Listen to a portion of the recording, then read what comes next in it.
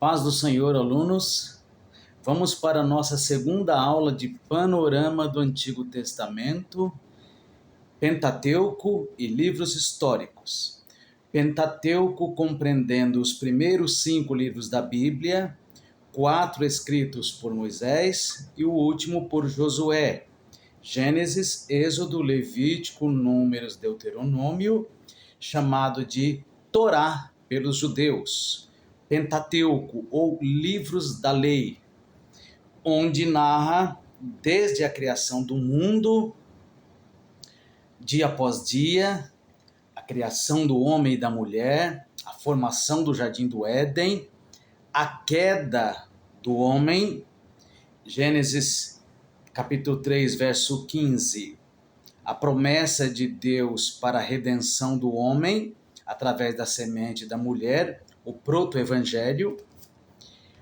Logo em seguida, o dilúvio e o extermínio da raça humana, sobrando apenas a família de Noé e também todos os animais são exterminados, preservando somente um casal de cada espécie. Depois o início de tudo, o recomeço, através dos 3 filhos de Noé, Sem, Cã e Jafé, a Torre de Babel, e em seguida, mais para frente, o plano de Deus em ação para a redenção do homem. O plano de Deus consistia em formar uma família, desta família formar uma nação, e através dessa nação, todas as nações serem abençoadas. Quando Deus chama Abraão, diz: em ti serão benditas todas as nações da terra. Então, o plano original de Deus é que Israel fosse uma agência missionária que levasse o evangelho a todas as nações. Muito bem. Mas o evangelista João diz que veio para o que era seu, mas os seus não receberam. Mas a todos quanto o receberam, deu-lhes o poder de serem feitos filhos de Deus aos que creem no seu nome. Muito bem. Depois do Pentateuco, inicia-se a jornada, durante o Pentateuco inicia-se a jornada em Êxodo, os 40 anos no deserto, até a conquista da terra prometida com Josué. Ele foi o sucessor de Moisés, que liderou a conquista da terra prometida, o estabelecimento de Israel na terra e, em seguida, o período de transição entre Samuel, entre o período dos juízes. Samuel foi o homem chamado por Deus para essa transição, para o reino de um reino teocrático para a monarquia. Deus era o rei, era o Senhor em Samuel, mas o povo queria um rei, como as nações vizinhas possuíam. Então Deus deu ao povo um rei, que foi Saul. Então inicia-se aí um novo período na história de Israel, que é a monarquia. Então, a partir daí, os livros de Josué, Juízes e Rute contam o período dos juízes. A partir desse período, então, 1º e 2º Samuel, inicia-se a monarquia em Israel. A monarquia começou com Saul, o primeiro rei, depois Davi, o segundo, terceiro, o rei Salomão. Os 3 reis do período de Israel unificado. Era uma nação só um povo, distribuída entre tribos. Com a morte de Salomão, ocorre a divisão de Israel em Reino do Norte e Reino do Sul. Há uma rebelião, o reino de Israel é dividido entre 10 tribos no sul, com a capital em Samaria, e 10 tribos no norte, com a capital em Samaria, e 2 tribos no sul, com a capital em Jerusalém. E então inicia-se aí o período do reino dividido. E não demorou muito, porque no ano 722 a.C., por causa da idolatria do Reino do Norte, os habitantes se misturaram com os assírios, da época de Acabe, de Jezabel. Senaqueribe invade o Reino do Norte, leva o povo para a Síria e traz os assírios e forma com os restantes, os remanescentes do Reino de Israel, os samaritanos, dando origem então a esse povo. Os samaritanos são uma mistura entre os judeus e os habitantes da Síria, que formam ali em Samaria um novo reino chamado o Reino de Samaria. Então é por isso que são os samaritanos e por isso que os judeus não reconhecem como judeus legítimos, mas eles têm divisão com os samaritanos. Nos tempos de Jesus havia essa divisão, vide o caso da mulher samaritana. Numa outra oportunidade, podemos falar mais sobre isso. Então, a divisão do Reino do Norte, do Reino do Sul, o cativeiro do Reino do Sul, e em seguida, em 3 etapas, ao cativeiro do Reino do Norte, depois ao cativeiro do Reino do Sul, em 3 etapas. A Babilônia domina a Síria e leva o povo do Sul para o cativeiro, em 3 etapas, né? Em 610, em 597 e em 587 a.C., Nabucodonosor invade Israel, destrói o Reino do Sul e leva o povo para o cativeiro. Como eles foram em 3 etapas, eles retornam em 3 etapas também. Nós veremos mais para frente que, passados 70 anos, o povo retorna do cativeiro da Babilônia para a reconstrução do templo que Nabucodonosor destruiu e dos muros de Jerusalém.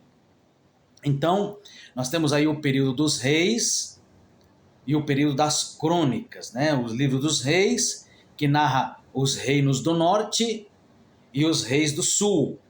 No norte não houve praticamente nenhum rei que agradasse a Deus. No sul houve alguns, como Josias, que agradou ao Senhor, Ezequias, em certa parte, mas no final, no último reinado do Reino do Sul, é extinto também o Reino do Sul, porque é levado para o cativeiro e eles só voltam 70 anos depois. Então, de Gênesis a Crônicas, é narrado desde a formação do povo, o caminhar no deserto, a saída do Egito, o caminhar no deserto, o estabelecimento na terra, o Reino Unido, o Reino dividido e o cativeiro babilônico, e 70 anos depois eles retornam do cativeiro. Muito bem, então chegamos aqui até o livro de Crônicas, né? Eu estou fazendo uma linha do tempo para você entender a cronologia do Antigo Testamento. Depois do livro de Crônicas, então, é narrado o cativeiro em Ezequiel e Daniel. Então, depois de Crônicas, deveria estar na nossa Bíblia, na sequência lógica, na cronologia, Ezequiel e Daniel, que são profetas que viveram durante o período do cativeiro. Daniel, mais tempo, quando ele tem visões na Babilônia, e ele relata no seu livro as visões, que são o estabelecimento do período dos gentios. Inicia-se no tempo de Daniel uma nova fase na história humana, na história da humanidade e na história de Israel, que é o período dos gentios, né? Israel será pisada várias vezes pelos gentios e a partir do ano 586 a.C., Israel perde o seu título, a sua posição, o seu status de nação independente. E Israel, veja que coisa interessante, de 586 a.C., Israel perde a sua condição de nação livre e só vai recuperar o seu status de nação independente e livre no ano de 1948, após a Segunda Guerra Mundial, com a criação da ONU, do Estado de Israel, o Estado judeu. Quantos séculos Israel viveu sem governar a própria nação? Então, voltando aqui, depois de Crônicas vem Ezequiel e Daniel, e depois de Ezequiel e Daniel, encaixaríamos aqui Esdras e Neemias, Esther. É o último livro histórico, o primeiro é Gênesis, o último é Esther, é um conjunto de livros históricos que narram a história do povo de Israel, do período da formação do Estado, desde a chamada de Abraão, o cativeiro no egípcio, o êxodo, o estabelecimento na terra, o Reino Unido, reino dividido e cativeiro. O cativeiro foi um período muito importante na história de Israel, porque quando nós lemos o Novo Testamento, nós encontramos algumas informações que um leitor da Bíblia que não conhece essa história, ele pode não entender o que está se passando no Novo Testamento. Porque nós encerramos o Antigo Testamento com o retorno do povo do cativeiro babilônico. Depois, o cativeiro, o domínio persa, que foi no período de Ester. E aí não há mais nenhuma informação histórica sobre este período, apenas o período do silêncio de Deus, os 400 anos de silêncio, né? Depois de Malaquias até Mateus, até o Novo Testamento, em que Deus não usa nenhum profeta, mas muita coisa aconteceu, mas não há nenhum escrito inspirado nesse período. Então, como eu estava dizendo, Jesus vem ao mundo, o mundo de então dominado pelo Império Romano. Nós não encontramos nenhuma informação sobre a chegada do Império Romano. Jesus falando aramaico, não temos nenhuma informação sobre o surgimento dessa língua no Antigo Testamento, pelo menos não na Bíblia. Jesus entrando na sinagoga, os judeus utilizando a sinagoga como lugar de culto, também não há informação no Antigo Testamento, né? Então há várias informações no Novo Testamento. Por exemplo, os grupos políticos como os saduceus, os fariseus, né? Os escribas. Então não há um lapso histórico na Bíblia Sagrada, e esse se deve ao período dos 400 anos, o período interbíblico. Foi o período em que muita coisa aconteceu, por isso é que Jesus chega nessa situação e encontra o mundo nesse estado de coisas. E nós terminamos sem saber o que aconteceu nesse período.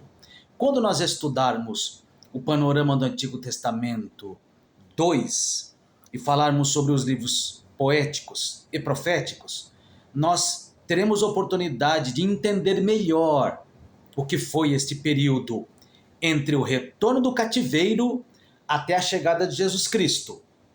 Então, nesse período, aconteceu muita coisa. O povo no cativeiro, o povo de Deus no cativeiro. É aí que surgem essas instituições lá em Israel que nós vemos no tempo de Jesus Cristo. O povo estava no cativeiro, levado pela Babilônia, por Nabucodonosor e seu exército. Nabucodonosor tinha destruído Jerusalém, destruiu o templo, pôs fogo em tudo, queimou, matou muitos judeus e levou muitos cativos para a Babilônia. Entre eles Daniel, Ananias, Misael e Azarias, que nós conhecemos em Daniel com os nomes de Sadraque, Mesaque e Abednego, porque eles receberam nomes de divindades babilônicas. O imperador babilônico, ele era muito condescendente, ele permitia, era tolerante, ele permitia que os judeus continuassem cultuando ao seu Deus lá na Babilônia. Então, os primeiros anos do cativeiro, o povo pôde ainda se reunir. E surge, então, nesta época, uma instituição muito importante que persiste até os dias de hoje, que são as sinagogas. Sinagogas eram lugares de culto onde o povo, longe da sua pátria, longe de Israel, se reunia para ler a lei de Deus, como forma de preservar a sua identidade, de manter ainda um sentimento de ter uma nação, de ter uma pátria, de ter um livro, de ter um Deus. Então o povo se reunia em sinagogas. A palavra sinagoga quer dizer todos juntos.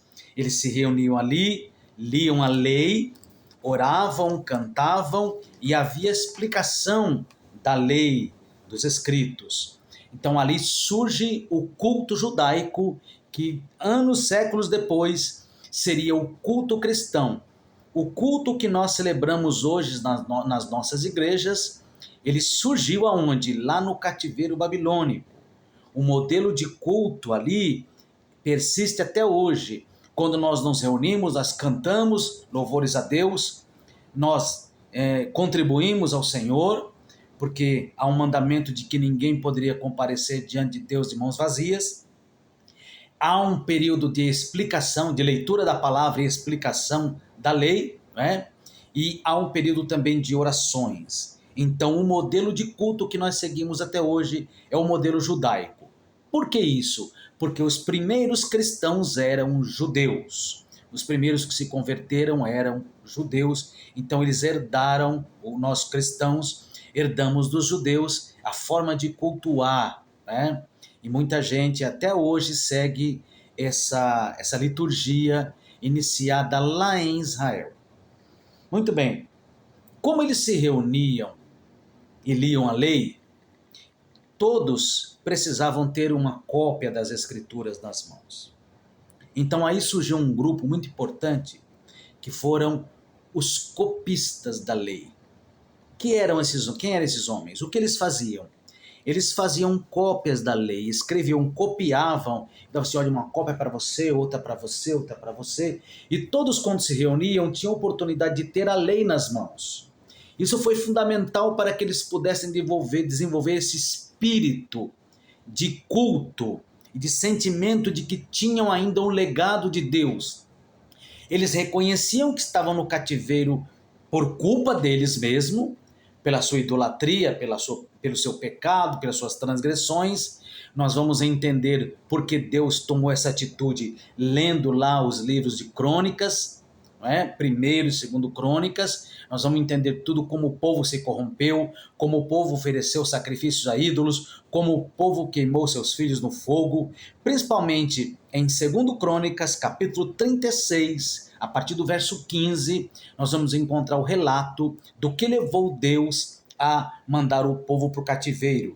Também Ezequiel vai narrar, o profeta vai ter uma visão do que estava acontecendo no templo, da prostituição, da idolatria, do culto a ídolos, de toda abominação que se cometia no templo. Então, o escritor em 2 Crônicas diz que Deus se indignou muito e nenhum remédio mais houve, senão o cativeiro. E a verdade é que até hoje os judeus abominam a idolatria, então o cativeiro foi um remédio amargo, mas que surtiu efeitos. Voltando aqui, estamos falando do cativeiro babilônico. Então, no cativeiro babilônico, eles precisavam de cópias da lei e surgiu nesse momento os escribas, que no tempo de Jesus são chamados de doutores da lei. Por que doutores? Porque eles eram exímios conhecedores, profundos conhecedores da lei. Por que eles eram? Porque eles repetiam diversas vezes a lei, copiavam diversas vezes um texto e copiavam tanto que eles assimilavam, eles conheciam, eles decoravam a lei, a ponto de serem profundos conhecedores do texto escrito. Então, nos tempos de Jesus, eles eram chamados de doutores da lei, porque eles conheciam profundamente de tanto copiar. São os escribas, que vão fazer oposição a Jesus nos seus dias. Também nesse tempo, como eles estavam num país estranho, e esse país tinha um imperador, um rei, o rei babilônico não permitia que eles tivessem um rei. Eles eram escravos, com uma certa liberdade, mas eram escravos. Então, tinha que haver um porta-voz, um elo de comunicação entre os escravos e o rei, e as autoridades da Babilônia. Então, esses homens escolhidos para isso foram sacerdotes. Então, no cativeiro, os sacerdotes são elevados à condição de príncipes. Ou seja, príncipe não é porque é filho de rei. Príncipe vem da palavra principal. Então, no Novo Testamento, você certamente vai encontrar a menção ao principal dos sacerdotes, ou príncipe da sinagoga, ou principal das sinagogas. Eram os sacerdotes. Eles foram elevados à condição de príncipes. Eles eram o elo de ligação entre as autoridades babilônicas e o povo que estava escravo na Babilônia.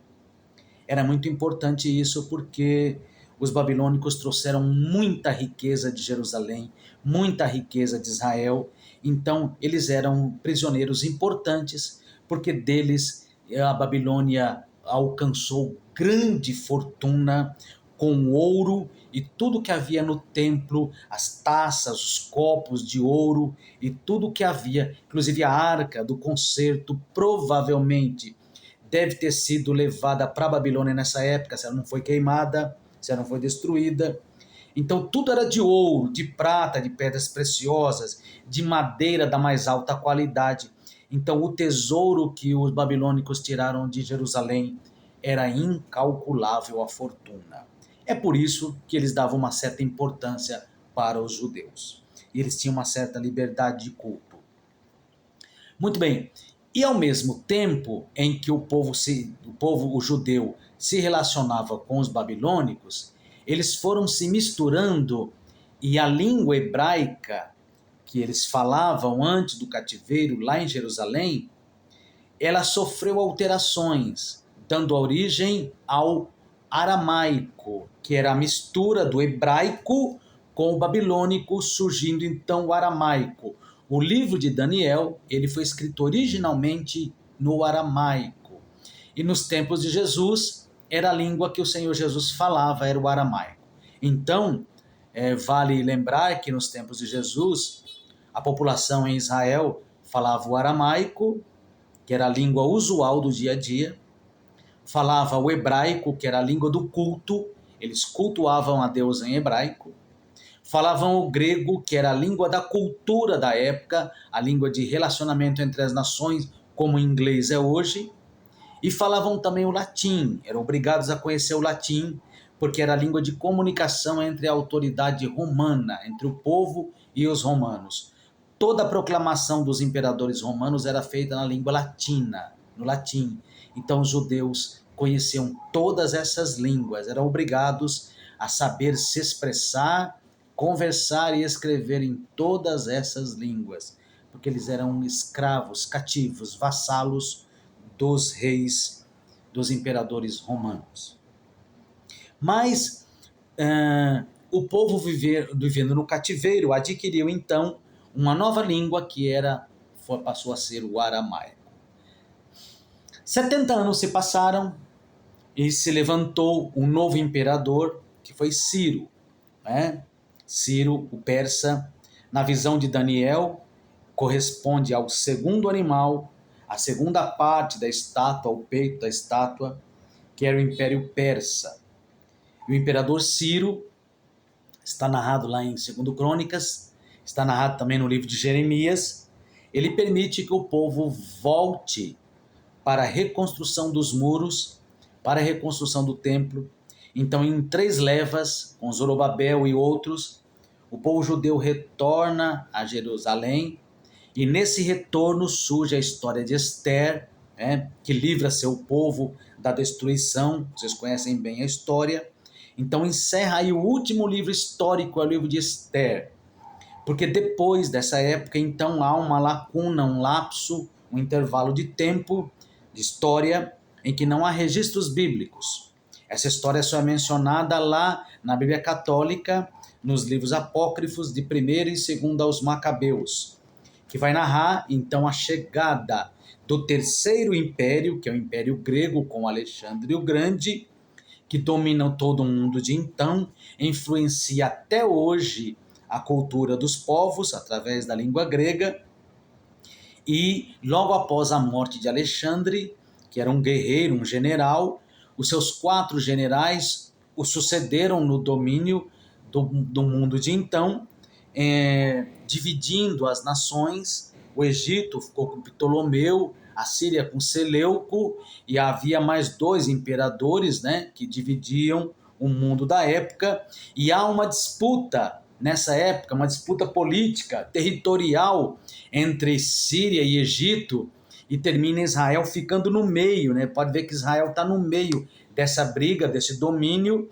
e então, entre idas e vindas, e batalhas e discórdias, Israel está sempre envolvido em avanços do Egito, avanços da Síria, de um lado do Egito, de lado da Síria, há um conflito de interesses, Israel está sempre no meio, até que o Império Grego nomeia um homem chamado Antíoco, e ele faz uma aliança com os judeus, mas ele entra em Jerusalém e profana o templo lá. O Antíoco é considerado por alguns historiadores e teólogos como o anticristo, a figura do anticristo já no Antigo Testamento, porque ele profana o templo, ele é a abominação da desolação, que está escrito no livro de Daniel, e ali é uma guerra, uma batalha entre os judeus e os gregos. Os judeus vencem essa batalha, está narrado lá no livro de 1º e 2º aos Macabeus, a família de Judas Matatias, que lidera uma revolta contra os gregos. Após a revolta, então em Israel é estabelecida uma nova dinastia, né? Com João Hircano, e uma nova dinastia que governa Israel. A partir desse momento, surgindo então as figuras de Herodes, né? O Herodes o Grande, e Herodes também é título. E então em seguida surge o Império Romano, 70 anos antes de Cristo. Roma domina o mundo inteiro com seu exército violento e numeroso, o maior exército do mundo. Roma derrota todos os seus inimigos e estabelece uma paz chamada de Pax Romana. Roma traz grande progresso para o mundo de então, porque ele proíbe as guerras, ele proíbe a pirataria, proíbe os crimes, institui o comércio, as viagens, constrói estradas fortes, construções, fortalezas, e Roma organiza o mundo de então, trazendo progresso para toda a humanidade. E o apóstolo Paulo em Gálatas vai dizer que então que é a plenitude dos tempos, né? A plenitude dos tempos é quando o tempo estava pronto, pleno, para a chegada do Evangelho. Então Jesus Cristo vem na plenitude dos tempos em que tudo estava pronto, o cenário mundial estava pronto para a chegada de Jesus e da proclamação do Evangelho. Então, quando Jesus vem ao mundo, já está sob domínio romano, e é por isso que Jesus encontra-se então com essa situação, esse estado de coisas. Quero apenas ressalvar que um pouco antes da chegada de Jesus ao mundo, do Império Romano também ao mundo, durante o domínio do Império Grego, há uma forte influência da cultura grega, principalmente da filosofia. E essa filosofia grega vai trazer muita influência na religião até os dias de hoje.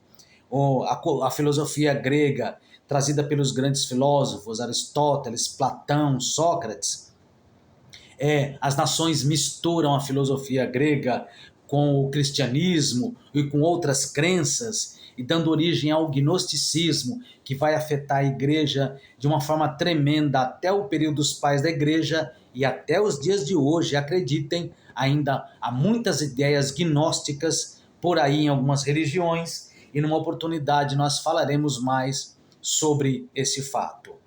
A verdade é que, com a influência grega, muitos judeus passaram a aderir à filosofia grega, a andar de acordo com os costumes gregos, com a filosofia, com o modo de vida dos gregos.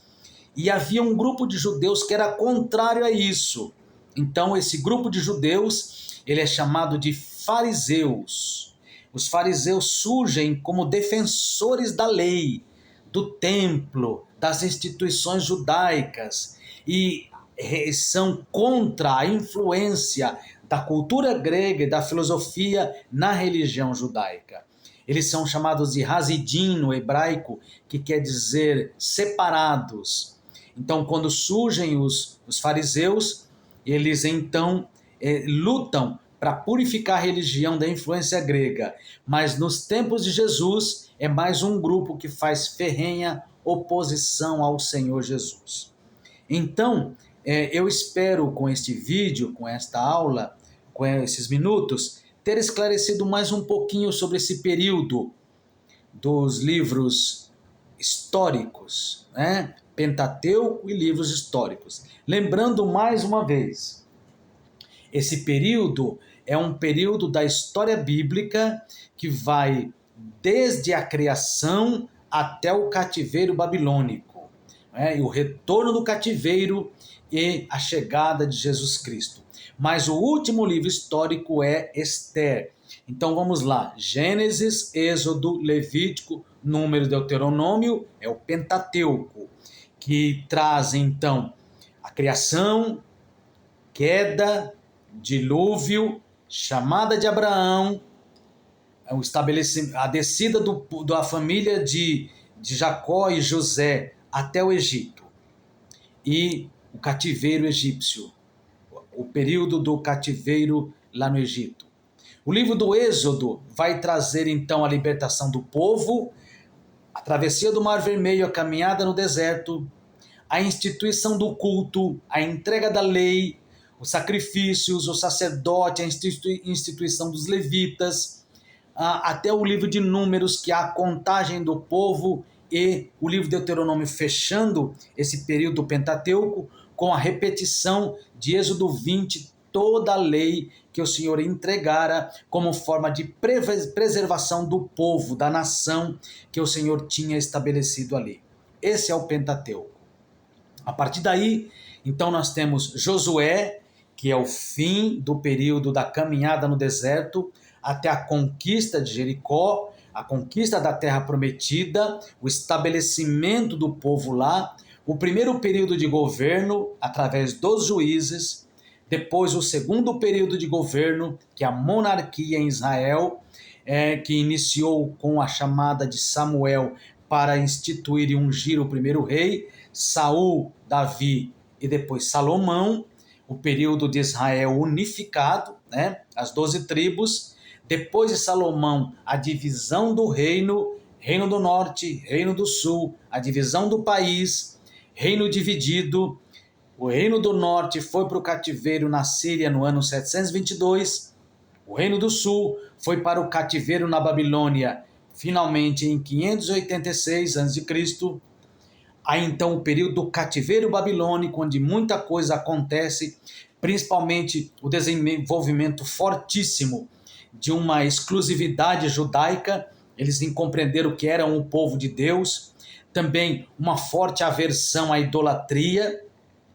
Isso também explica uma das formas, uma das explicações da rejeição a Jesus Cristo, que se intitulava o Eu Sou, e eles entendiam que o Eu Sou era somente Deus, Isso talvez explique a rejeição de Jesus Cristo por parte dos judeus. Então, o cativeiro babilônico, os períodos de Babilônia, Pérsia, Grécia e Roma, depois o fim do cativeiro, a chegada do Império Grego, a chegada do Império Romano e a chegada de Jesus Cristo e o estabelecimento do Evangelho. Com isso, eu creio que posso encerrar aqui os livros históricos, e maiores informações estão no livro editado pela FAESP, ou também vocês podem entrar em contato comigo no meu e-mail erivanfisc, FISC, @gmail.com, ou nas redes sociais vocês vão encontrar no WhatsApp, e maiores informações nós teremos lá. E que Deus abençoe você, a sua vida e os seus estudos, em nome de Jesus. Fique com Deus.